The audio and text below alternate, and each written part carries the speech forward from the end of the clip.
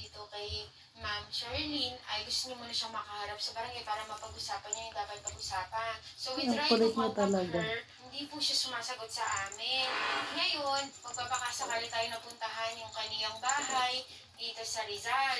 Magpapatulong po tayo sa barangay. So sa part niyo ba, sir, ay pag nakausap niyo siya, sa tingin mo ano yung magiging desisyon niyo? Mabawi yung lahat ng gamit ko kasi may mga gamit ako sa kanya, yung mga damit. Saka yung dalawang laptop na in-order ko, binili ko yun. So order ko yun ng kasama ko yung isa. Kung gusto ko mabawi, tsaka yung pera, yung kay balik niya. Pero kung ayaw niya talaga, patuloy ko yung kaso. Ano na lang po yung mensahe niyo sa kanya? Masakit. Masakit ang ginawa mo. Pero wala akong magagawa eh. Sundin na lang natin yung batas. Ano yung magiging desisyon nyo? Bayaran niya hindi. Kaso hindi. Eh, irespeto ko yun. Pero dapat, importante siya. Hindi mag-uusap, magkipagharap sa akin. Ano yung settlement na. Kasi gusto ko rin mayayos ito para matahimik na rin yung magkaroon akong peace of mind. Para na rin sa kanya, para rin sa akin. Yung maayos mamaya.